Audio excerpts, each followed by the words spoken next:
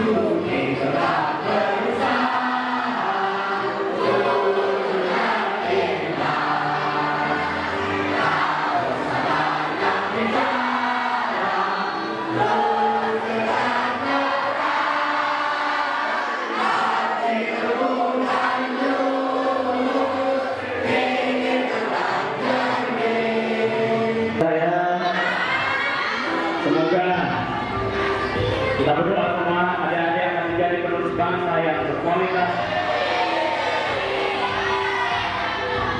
yang akan menjadikan Indonesia ini maju. Dan adik-adik semua insya Allah akan menuju bergolnya ke surganya Allah nanti.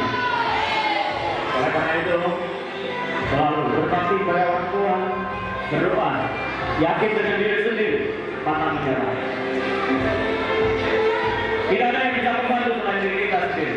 Sudah menurut saya pada diri kita sendiri. Jangan bergantung kepada orang lain. Aku bakti kepada orang tua harus kita